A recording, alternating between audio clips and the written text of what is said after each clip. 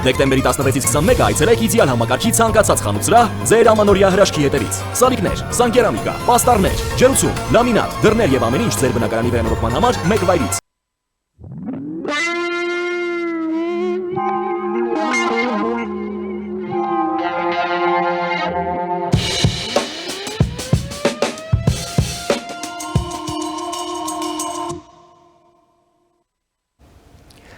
Ողջույն, հարգարժան տիկնայք եւ պարոնայք, առաջին լրատվականի ուղիղ եթերում Մեհրաբյան on-line-ն է, ես Ռուբեն Մեհրաբյանն եմ։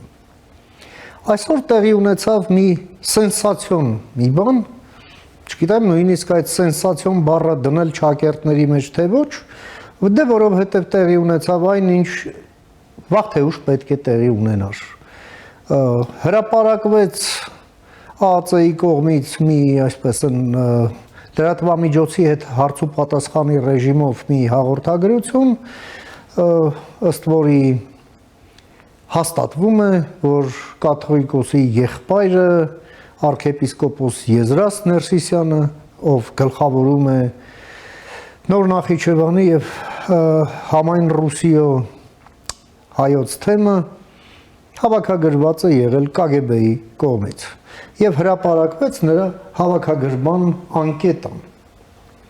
Թվում էր, թե պետք է օդը պայթեր, ասենք ոնց, հնարավոր չի նման բան, բայց հակառակն է, ասում դե այդպես էլ պետք է լիներ։ Դատելով այն ողջ հետագծից, որը այդ մարդու հետևում է մինչ օրս։ Հաշվի առնելով նաև այն Ալեքսանդր Նևսկի շքանշանը, որը Ռուսաստանի այդ չեկիստա-ֆաշիստական դիկտատուրայի պարագլուխն է նրան պարգևատրում եւ մի քանի այլ հանգամանքներ։ Այս ամենը հարցեր է առաջացնում մանավանդ երեկվա իրադարձություններից հետո, երբ 10 եպիսկոպոսներ եւ arczepiskopos-ներ հայտարարություն տարածեցին, հայտնելով, որ պատրաստվում են եպիսկոպոսած ժողովի միջոցով հորդորել, խնդրել կաթողիկոսին գնալ հանգստի։ Երեք այդ ժողովը տեղի չունեցավ, այսինքն այդ ֆորմալ ձևաչափը չաշխատեց, բայց սրբազան հայրերը հանձնեցին այնուամենայնիվ այդ խնդրագիրը Մայրաթորի գրասենյակին, նաև իրենց հայտարարության մեջ նշեցին, որ հաջորդ անգամ նրանք կգան արդեն մայր տաճար ժողովրդի հետ միասին։ Ահա այս process-ի ընթացքում ընթացիկ պահին ինչ ունենք, ինչպես ասում են, stop կադրում եւ փորձենք այն գնահատել։ Եվ այդ նպատակով ես մի հարգարժան հյուր եմ հրավիրել մեր տաղավար, ում սիրով ուզում եմ ներկայացնել, մեր հյուրն է աստվածաբանության դոկտոր Հարություն Հարությունյանը, բարև եք եկել պարոն Հարությունյան, ուրախ եմ նորից ձեզ տեսնել, շնորհակալ եմ հրավերս ընդունելու։ Բարև ձեզ, ես եմ շնորհակալ հրավերի համար։ Պարոն Հարությունյան, դուք ուշով հետևում եք, նաև մենք մինչև այս մեր հանդիպումը եթերում, որ կարճ զրուցեցինք, ասացիք, որ երեք էլ դուք այնտեղ եք եղել, այնինչ տեղի ունեցավ մի քանի լրատվամիջոցներ ուղիղ եթերով հեռարձակում էին եւ ահա այսօր տեղի ունեցավ այն, ինչ տեղի ունեցավ, սա ինչ էր, համեցեք։ Շնորհակալություն, շատ բարդ իրավիճակի մեջ ենք անշուշտ։ Ես ուրախ եմ, որ մեր 10 ավագ եպիսկոպոս եղբայրները երեք նման նախաձեռնություն փորձեցին գլուխ բերել եւ իրենց հրավերով ես իբրև պարզ շարքային հետևորդ հայ առաքելական եկեղեցու գնացի այնտեղ, բայց նաև իբրև մասնագետ այս ոլորտի։ Նաև ինչպես որպես Հայաստանի Հանրապետության քաղաք։ Այո, ուսումնասիրենք նաև որպես գիտնական, տեսնենք թե ինչ է կատարվում։ Եվ խնդիրը հետևյալն էր, որ Գարեգին Կտրիչ Ներսիսյանը 2 օր ժամանակ էր խնդրել, իրեն հետ զրույց է արվել նախապես, որ լավ կլինի դու չհասցնես այս ծայրահեղ կետին եւ ինքը 2 օր ժամանակ էր խնդրել եւ այդ օրը լրացավ ամսի 16-ին, այդ 17-ին ներողություն, այսինքն 4-շաբթի օրը իր խնդրած 48 ժամը լրացել էր բայց փոխանակ ինքը պատասխան տա եւ ասի, որ այո, ես համաձայն եմ, այո, լավ, եկեք քննարկենք պայմանները, թե ինչ պայմաններով ես պատրաստ եմ հրաժարական տալ եւ հեռանալ։ Ինքը մի ավելի դաժան քայլի գնաց, այսինքն էսկալացիան ավելի խորացրեց, քանի որ 3 եպիսկոպոսներ Գերագույն հոգևոր խորհրդից, իդեմս Վազգեն եպիսկոպոսի, Վրթանես եպիսկոպոսի եւ Գևորգ եպիսկոպոսի ստացան անհիմն հրահանգներ, որ իրենք այլևս Գերագույն հոգևոր խորհրդի անդամ չեն։ Այսինքն իրենց հանեցին Գերագույն հոգևոր խորհրդից։ Այդտենց կարելի է, հա։ Հա, ինքը փաստորեն անում է ինչ ուզում է։ Ինչ ուզում եմ, ես եմ ասողը, դու ներս, դու դուրս։ Եթե բացեք 2010 թվականի, ներողություն 2000 թվականի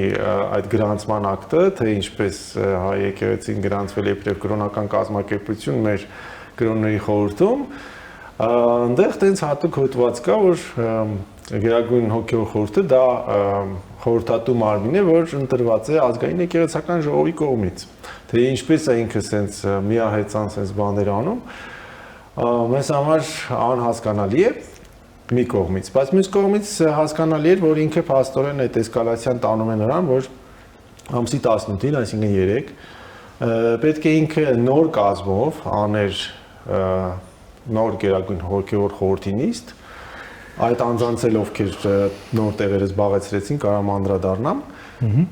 եւ իրենք պատժիչ գործողություններ էին արդեն նախատեսել այս 10 արդար եպիսկոպոսների դեմ։ Բացի դրանից, քանի որ արդեն հայտարարվել էր, որ ժամը 5-ին եպիսկոպոսները գալու են եւ իրենց այդ հրաժարականի ուղերձը հանձնելու են կաթողիկոսին, եւ հավատացյալներ իբրև վկա կարող են ներկա լինեն այդ միջոցառմանը, իրենք ոնց որ հակադիր մի արարողություն կազմակերպեցին Լևոն Տեր-Պետրոսյանի, Ռոբերտ Քոչարյանի, Դաշնակցության եւ Սամվել Կարապետյանի հետևորդների ուղեկցությամբ։ Որպեսզի չլինի ինչ-որ իրավաբանական խնդիր, այնտեղ Լևոն Քոչարյանը գրեց, որ ինքը 15:30-ից կլինի Մայրաթորի բակում, այսինքն ոչ թե 17:00-ին, այլ 15:30-ին, բայց 17:00-ին հանկարծակի մենք իմացանք, որ արդեն ոնց որ պետք է թափորը շարժվեր դեպի վերահրան, մենք իմացանք, որ վերևից էլ թափորը իջնում է ժամերկության։ Ու այն մարդը, Կտրիչ Ներսուսյանը, որ երբեք չի գնաց երեկոյան ժամերկությունների, այսինքն մենք դες բան չենք հիշում, հանկարծակի հիշեց, որ ինքը պետք է աղոթի։ Եվ որպեսզի ընդհանրում չլինի, այսինքն երկու թափոր միասին չգնան իրար վրա, շատ լավ աշխատեցին մեր անվտանգության աշխատակիցները, որ մեզ մի քիչ սպասացրեցին։ Այո, ոստիկանությունը սպասացրեցին, ասեցին լավ, թողեք թող Կտրիչը գա իր շքախումբով մտնի Մայրտաճար, դուք էլ այդ ժամանակ կբարձրանաք դատի կամարի ներքո, այդ թագավորական կամարի ներքո կկարդաք ձեր հուշագիրը, բայց որպեսզի էլի նորից խցանում եւ բան չլինի, ընդհանրում մեզ նորից շուտ ժամանակին հետ հանեցին այնտեղից, որ այս շատ տգեղ բան ստացվեց, պրովոկացիա, որտեվ մի քանի մարդիկ էլ մի 50-60 հոգի գոռում էին անդադ հուդա թուրք, այսինքն չէին թողում, որ նույնիսկ եպիսկոպոսները կարդան իրենց այդ ուղերձը, ու սա փաստորեն վերջի սպառիչ քայլն էր եպիսկոպոսների կողմից, որ ոնց որ քաղաքացիական դատարանում դու գնում ես Արաչի Ատյան, հետո գնում ես Վերաքննիչ, հետո Գերագույն, հետո Ստրասբուրգ ես գնում մարդու իրավունքների դատարան, մեզ մոտ էլ այդպես է, որ դու գնում ես վերջում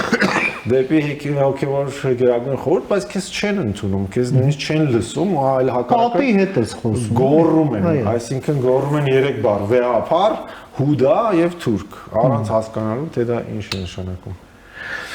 Պարոն Արությունյան, այդ երեկվա կադրերն եմ հիշում, շատ այսպես մի սիմվոլիկ պատկեր էր, երբ երկու այսպես զանգված մարդկանց եւ արանքում այսպես կենթանի պատնեշ ոստիկաններից կազմված հենց այդ ջրբաժանն է, հա։ Փորձենք հասկանալ այդ մեծ հաշվով գոյացած ջրբաժանի բովանդակությունը, հա, ինչի շուրջ է այդ ջրբաժանը։ Հաշվի առնելով նաև այսօրվա այդ սենսացիա ասեմ, թե բոլորին հայտնի, հա, այդ պոլիշինելի գաղտնիքը, հա, այսպես ասենք, այս հրապարակմանը։ Փաստորեն մենք մի կողմ ունենք մարդկանց, ովքեր այս վիճակը համարում են ուղղակի անհանդուրժելի, անընդունելի, երբ KGB-ի գործակալներ, որոնք ժառանգաբար անցել են այսօրվա ֆաշիստական Ռուսաստանի հատուկ ծառայությունների ձեռքը, չէ՞, որ կառավարեն հայոց եկեղեցին, այն էլ միջամտելով Հայաստանում քաղաքական process-ների, եւ մյուս կողմը, ովքեր ասում են, չէ, դա նորմալ, չէ, ոչ միայն դա նորմալ, այլ թույլ չենք տա հանգարց բան փոխեք։ Սապտի այսպես էլ մնա։ Հիմա ինչ անենք սրա հետ։ Դժվար է ասել, ես կասեի, որ այդ ջրբաժանը այդքան էլ հստակ չէր երեք, որովհետև ոչ մեկ այնտեղ սկզբից տես լավ չէին ուղղորդում, թե դու հավատացյալ ես կամ հավատացյալ չես։ Մի մասը նույնիսկ մեր մարդկանցից գնացել էին այդ հակառակորդ ճամբարի մեջ էին, հասկանան ինչա կատարում։ Չէ, խառը ոնց որ չէին հասկացել որ պետք է գնան, մի մասը իրանցից մեր կողմն էին, եւ ես մի բանի համար ինձ շատ վատ զգացի, որ այս կողմը, որտեղ եպիսկոպոսներն էին ու քահանաներն էին ու ճշմարիտ հոգևոր արժեքներ հետապնդող մարդիկ էին, ես իրենց աչքերի մեջ լույս ու սեր տեսա ու մի տեսակ խաղաղություն տեսա։ Մանավանդ գնդեվանքից այդ ճգնավոր վանական հոգևորականներն էին եկել, իրենց հետևորդներն էին եկել, հարկորյուններ եկել, ու ես տենց ջերմություն զգացի, ոնց որ քո հարազատ մարդուն ես տեսնում, ու ես շատերին չեմ ճանաչում, բայց ասենք իրենք մի քանիսը ինձ ասենք հեռուստատեսությունից տեսել են բան, եկել են, փաթաթվում են, համբուրվում են, ցենց շատ ջերմ։ Ես ամոթ զգացի, որ մենք այս մարդկանց ասենք չենք կարացել մինչև այսօր օգնենք, այսինքն այս 25-26 տարին թույլ ենք տվել, որ կաթողիկոսական գահը ուզուրպացված լինի նման անձնավորության կողմից։ Իսկ հակառակորդ կողմը դե պարզ է, իրանք քաղաքական դիվիդենդներ են ուզում հավաքեն ու իրանք հստակ ուղենիշ ունեն, որ իրանք մտածում են թերևս, չգիտեմ էլի լավագույն դեպքում, որ Ռուսաստանը իրենց պաշտպան է, իրենց ոնց որ իրենք են ասում, պապան է, եւ Պուտինի, այսպես ասած, հովանու ներքո իրենք չգիտեմ ինչեր պետք է անեն, աստղեր պետք է իջեցնեն երկնքից։ Սա հստակ ձևով երևաց, որ քաղաքական ուղղորդում ունեցող շարժում էր եւ միակ մարդը փաստորեն որ մնացել է Հայաստանում, որ բարձր պաշտոն ունի ու KGB-ի հետ ասոցիացված է եւ հավանաբար նաեւ FSB-ի հետ, Էդի Գարեգին Կտրիչ Ներսիսյանն է։ Որ իրանք եկել են ոնց որ այս մարդուն պաշտպանեն, որ հանգարց մենք իրեն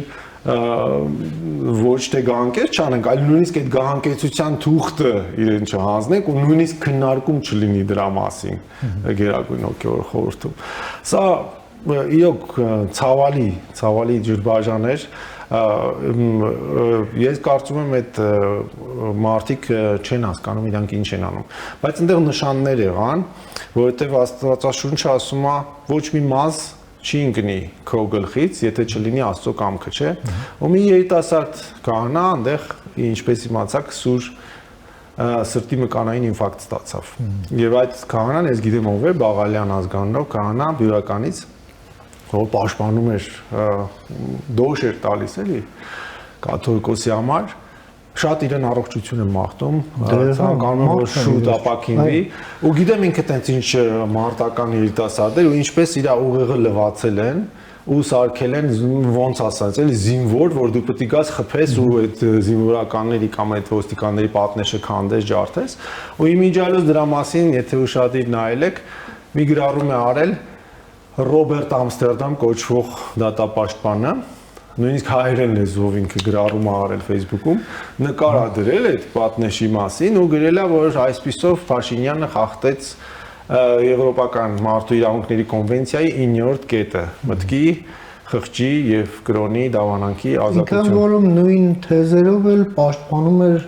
Նիգերիայի Բոկո Հարամ կազմակերպությունը, որը զբաղված է քրիստոնյաների կոտորածով, ուղղակի անչափահաս աղջիկների բռնաբարությամբ եւ այլն, եւ Ռոբերտ Ամստերդամը պաշտպանում էր նաեւ իրենց։ Կամ է Մոսկվայի պատրիարքարային հարող եպիսկոպոսներին Ուկրաինայում, այդ էլ իր բաններն են, պաշտպանյաններն են։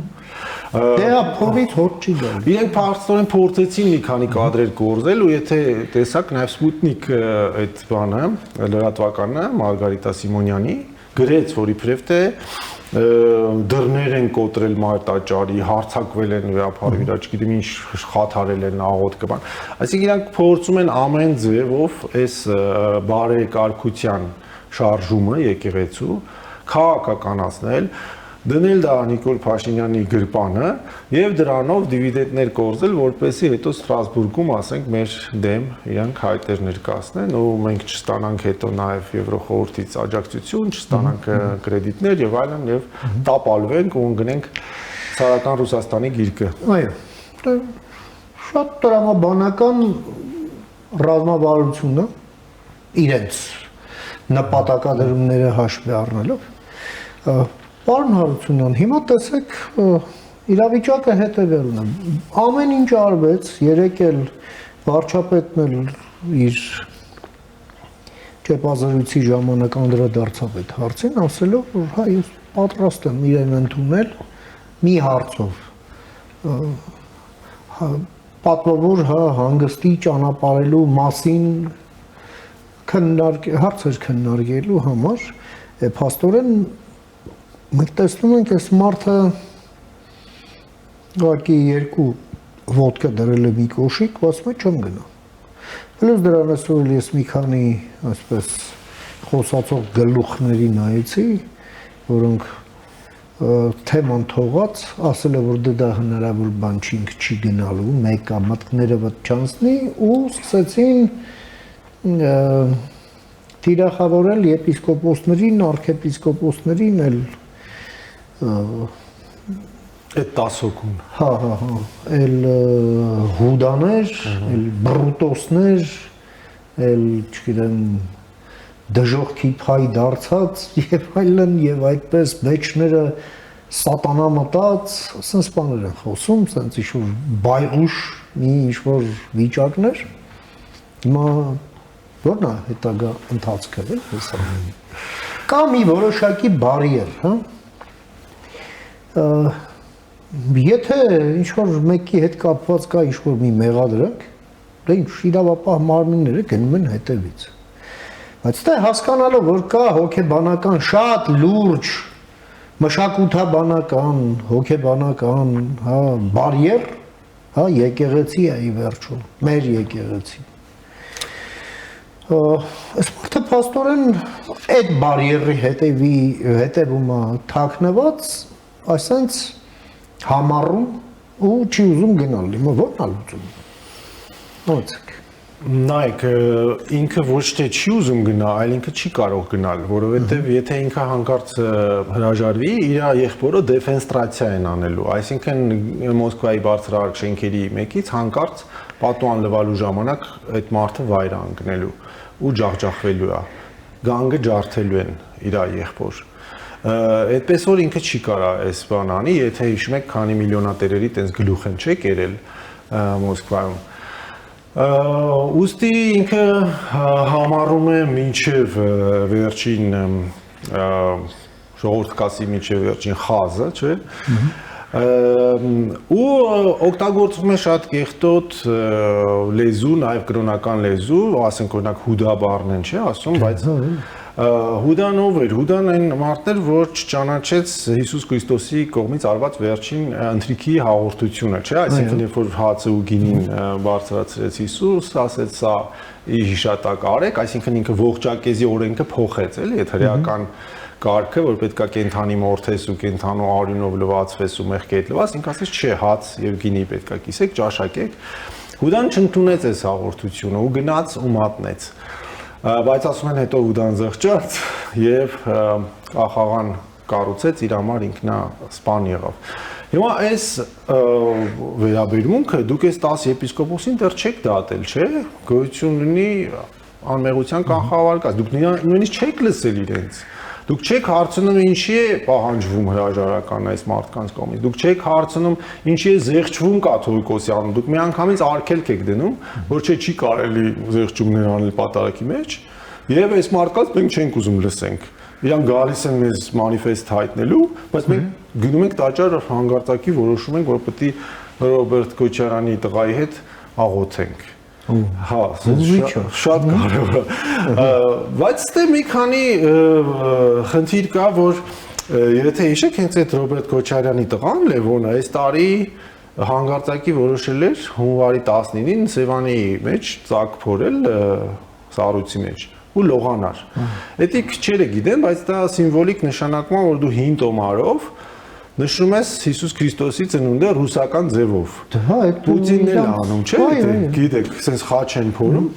բայց իրան Աստված մի հատ է նշան ուղարկեց, այդ վիդեոն կա, ինքը sense ծիծաղում ա վերջում, բայց իր ընկերներից մեկը որ էլի սկեց, քիչևնում խեղդվել, որովհետև պարան չէին տարել, թե կորցրել էին պարանը, հազիվ ինքը ձեռքը իջացնում է, այս ընկերոջը ձեռով նշան է տալիս, ու այս երեխան փրկվում է։ Այսի Աստված ձեզ նշանն է ուղարկում, մի արեք sense բաներ։ Այսինքն Աստծո պատիժը շատ մեծ է, թողներեն ինձ բոլոր մարդիկ, բայց հոկտեմբերի 27-ին տեսանք ինչ պատիժ ստացան, ովքեր մեղավոր էին այն ժամանակ Գարեգին B Ներսիսյանի ինստալյացիայի մեջ, ովքեր որ ահաբեկչության հետևանքով նաև մահացան 1999 թվականին։ Ծանր բան է։ Այո, դա շատ ծանր բան եմ ասում ու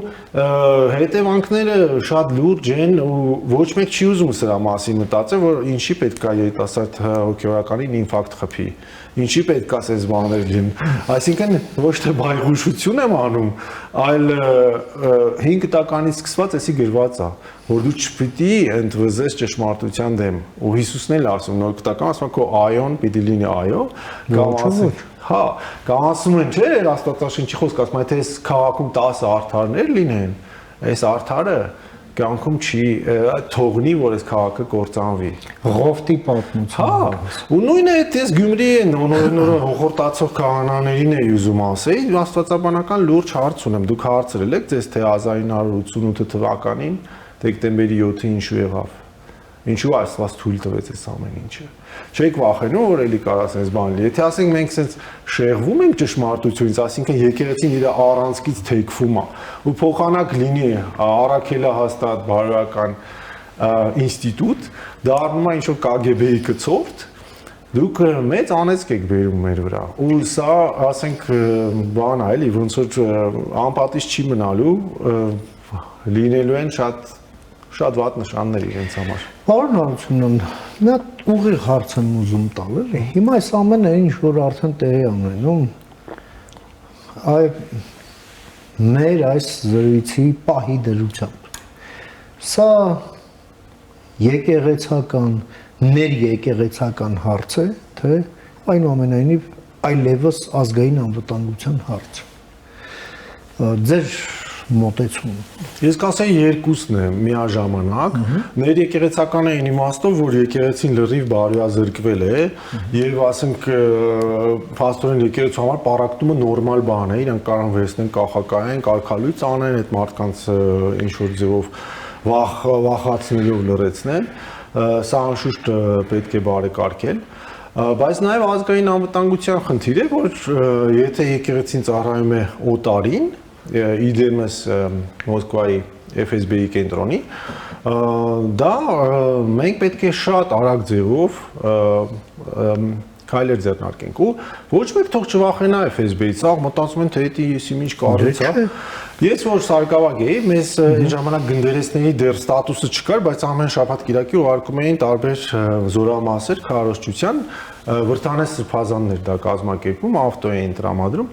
Քանի որ ես ռուսական դպրոց էի գնացել, ինձ նաև ռուսական պագրամ վայսկա էին ուղարկում, այսինքն սահմանապահ ռուսների մոտ։ Այնտեղ այդ FSB-ի տղաների հետ ես շփվել եմ։ Նորմալ մարդիկ են, կարաս դու իրանց հետ հանգիստ խոսած, ու այս բանն էլ մեր Բերձորի միջանցքը, որ իրանք վերահսկում էին, այս պատերազմից հետո 20 թվականին, էլի քանի գերմանական խումբ եմ տարել, Բերձորում կես ժամ կանգնացնում են, շփվում ենք։ Մենք պետք է շատ հստակ իրանց ասենք հավաքեք ես ձեր մարդուն, թողեք գնացեք ստեղից, որովհետև մենք ունենք լծակներ իրանց վրա ներազդելու, ասեմ ձեզ 3 լծակ։ Մեկը Լորիում Ստեփանավանի մոտ կառուցվում է եկեղեցի, պետ բյուջեով, չէ՞։ Ուզում են դա սարքել ռուսական եկեղեցի, Նիկողայոսի եկեղեցի, բայց դա կառուցել են կոզակները։ Ես առաջարկում եմ, որ կառավարությունը շատ սիրուն ավարտի այդ իր վերջացնի սարքի, բայց տան Ուկրաինայի եկեղեցուն, որտեղ կոզակներինն է։ Ռուսները ունեն եկեղեցի, հեսա կասեմ, ինչ են անում այդ եկեղեցով։ Սա մեկ քանակերում մեկն էլ են Երևանյան լճի մոտ, որտեղ ոչ մարդ է գնում, ոչ էլ մեջն աստված։ Այդ քանակերին է, ես ունեմ գիտական զեկույցներ, քանակերի քահանաները բոլոր եկող իրանց մոտ նույնիսկ հաղորդություն ստանալուց առաջ խոստովանության ժամանակ կամ երեխա կնքելուց առաջ հարցում են դուք какого у вас отношение к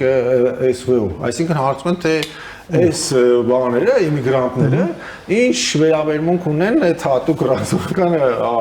արարողության վերաբերյալ։ Եթե հանգարց իմիգրանտ ասի, որ դա պատերազմ է եւ դրան դեմ եմ, չեն կնքում իրանց երեխուն, չեն տալիս հաղորդություն։ Խնդրում եմ, որ մեր ԱԱԾ-ն, մեր քաղաքասարակությունը միացանով զբաղվի, ինչա կատարվում այդտեղ, սա կրոնական կազմակերպությունը, թե քաղաքական ինչ-որ մի հատ բան։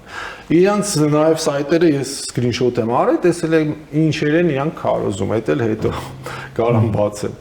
Երրորդը այդ Երևանյան լճի մոտի եկեղեցին էլի ուսումնասիրություն ունեմ այնտեղ, որ դու չես կարող ոչ մի ձև քաղաքային տրանսպորտով գնաս մոտենաս այդ եկեղեցուն։ Արա Աբրամյանն է կառուցել 2010-ից 2017 թվական, բայց իբրև կրոնական կազմակերպությունը իրանք գրանցվել են այս տարի հոկտեմբերին։ Պատկերացնում եք։ Բոլոր մասնակիցները գիտեն, որ եթե օթակայանի կողքը սենց եկեղեցի է կառուցում օթակայանի ճանապարհին, ու մանավանդ եթե կողքը կա չինական դեսպանատուն ու կա ամերիկյան դեսպանատուն, ուրեմն այնտեղ նստած է ոչ թե վանական, այլ ուսադիրներով հետախույզ։ Հետի գիտնականների ոնց որ համեմատական եզրակացությունն է, խնդրում եմ նորից մեր քաղաքասարակությունը սրանով զբաղվի, եթե ԱԱԾ-ն չի զբաղվելու, բայց լավ կլինի ԱԱԾ-ն է գնա ուսումնասիրի, որտեղ այնտեղ շատ հեռադիտակներ կտեսնեն ու վիդեո եւս արկել եւ այլն։ Եվ մենք ունենք լծակներ, մենք ասում ենք տղաներ ջան, հավաքեք այս ձեր փասափուսեկը, այս ձեր մյուս կագեբեիշնիկ տերտերների հետ, բարի գիշեր ձեզի, գնացեք ստեղից, որտեղ դուք կրոնական կազմակերպություն չեք, որտեղ այդ էստակադների վրա այդ կառուցած եկեղեցին եկեղեցի չի, այլ դիտակետ է ու լսակետ է։ Ու այս ձեր մարդուն էլ այս ձեր չգիտեմ ինչ է այս մարդու պաշտոնը հիմա Գարեգին կտրիչը ինչ է, եֆրեյտորա թե սերժանտա ինչ է, հավաքեք բարի ճանապարհ, գնացեք։ Ու ես վստահ եմ, որ շատ շուտով ես մեր 10 եպիսկոպոսների հետ ընդեղից ինչ-որ մեկը կապնվելու է, կամ պատրիարխ Կիրիլն է կապնվելու կամ բան, պետք է շատ կոպիտ, շատ չոր խոսել այդ մարդու հետ ու ասել մենք էլ ձեր խաղալիքը չենք։ Արնարությունում մի բան էլի ոնց որ իշխարունակություն, հա,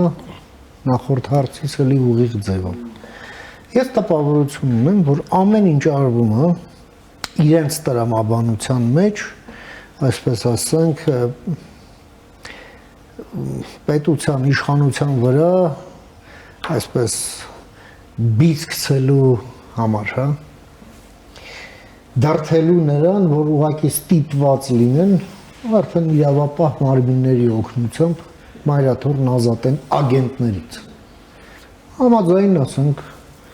օրենքի տառին համապատասխան հարուցված քրեական գործերի։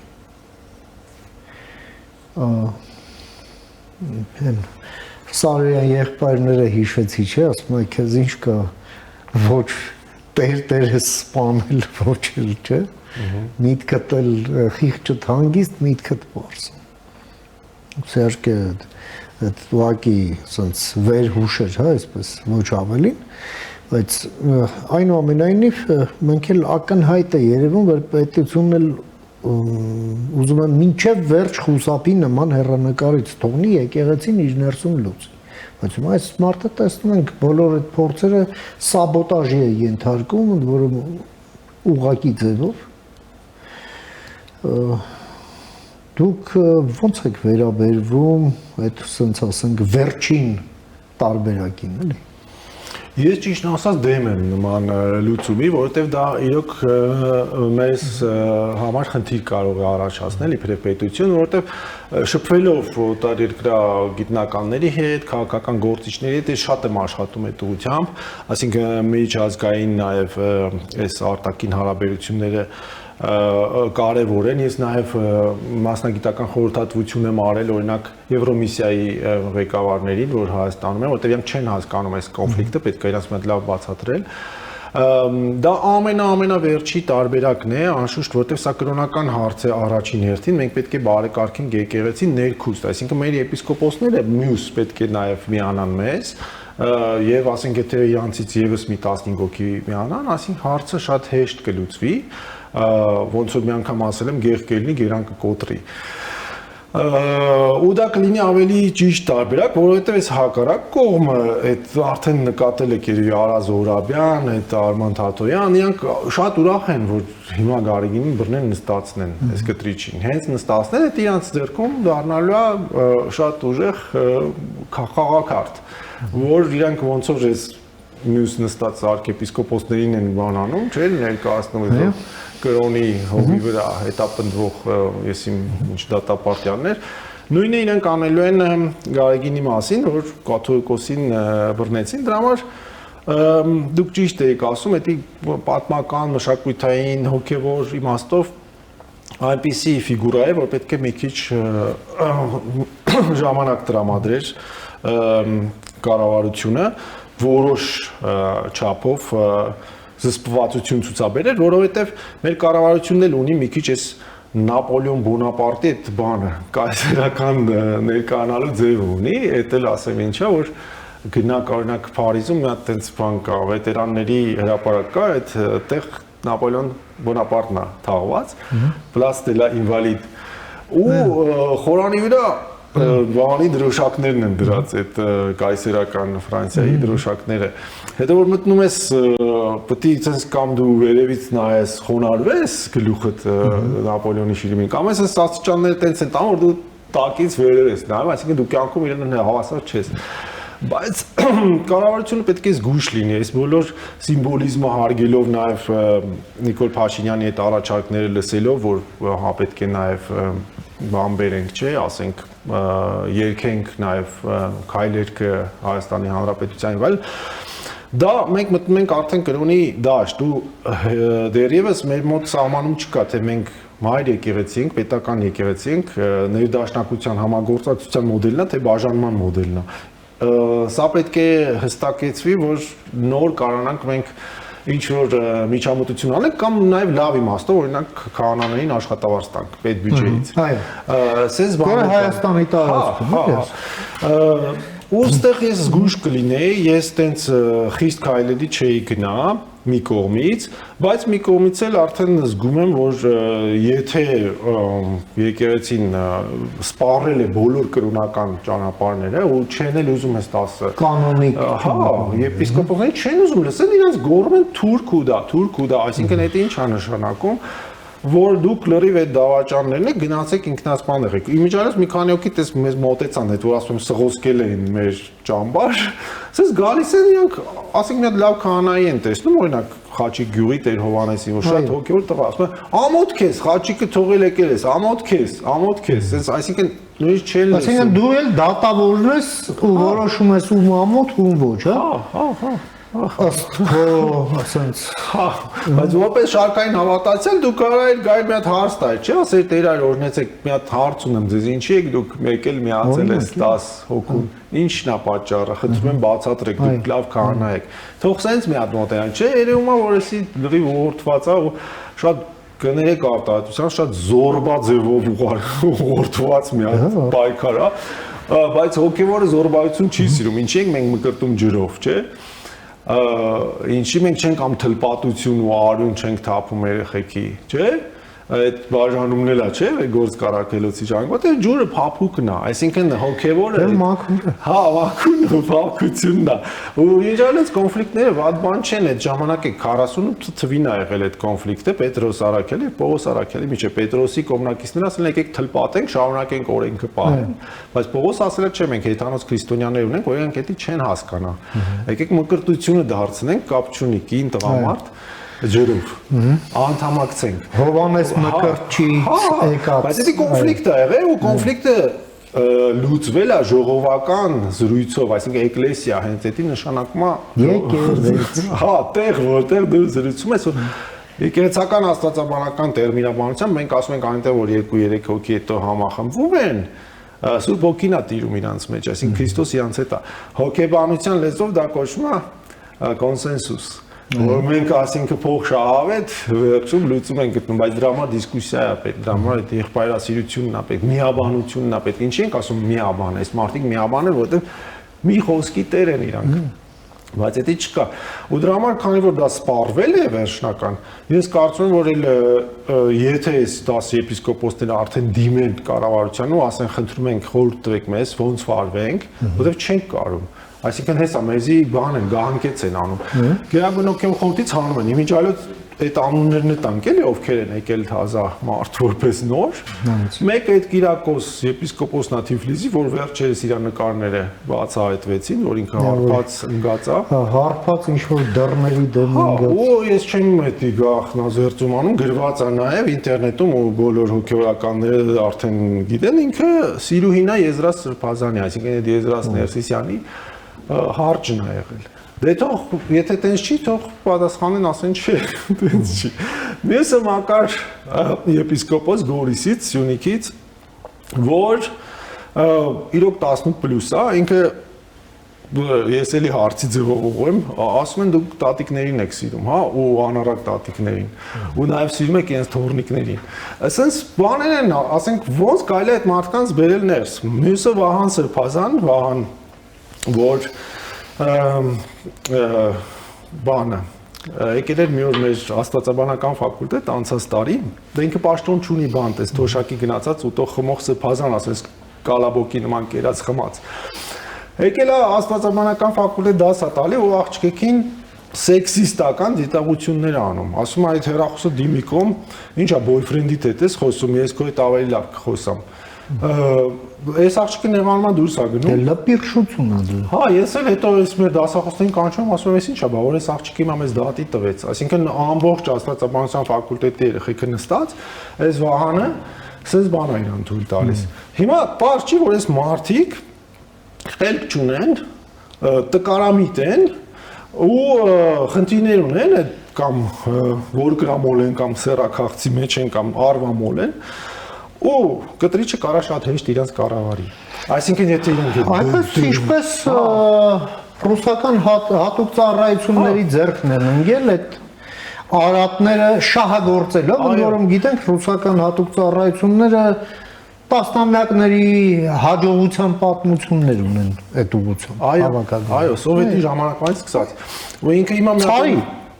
ախրանկայից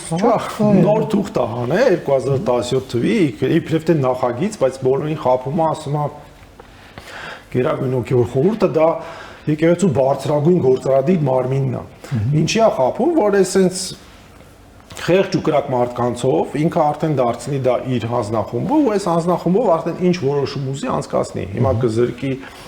Աբրահամ Սրբազանին առաջնորդությունից, Վազգեն Սրբազանին եւ այլն, Նավասար Սրբազանին եւ կլիկվիդացնի բոլորին։ Պարոն Հարությունյան, երբ արդեն նոր ժամանակներում երբ արդեն սեկուլարիզմն էր մտնում որպես ժամանակակից պետության, հա, հիմնարար սկզբունքներից մեկը, նույնիսկ այն պետություններում, որտեղ հասարակության ջախջախիչ մեծամասնությունը մնում էր հավատացյալ, օրինակ Ամերիկա, ի սկզբանե կրոնը պետությունից անջատված է, չնայած դոլարի վրա էլ գրած է in God we trust։ Հիմա հարցս հետևելն է։ Տենց ճգնաժամում նաև Ֆրանսիան անցավ, չէ՞։ Հենց հեղափոխության ժամանակ ֆրանսիական Նապոլեոնի ժամանակ, չէ՞, Ավինյոնում, որ այն Հռոմի պապն ասաց, ես հիմա քու տեղը ես եմ պապ նշանակելու, հա, ոչ թե դու պետք է ինձ տեղ, չգիտեմ, լեգիտիմացնես կամ ոչ, այդ ես եմ որոշելու դու լինելու ես թե չէ։ Օրինակ եմ ասում։ Ինչ-որ տես կոնֆլիկտ գալիս է ու միշտ պետությունը, այո, ստեղ դու չի կարող 21-րդ դարում, հա, պետությունը,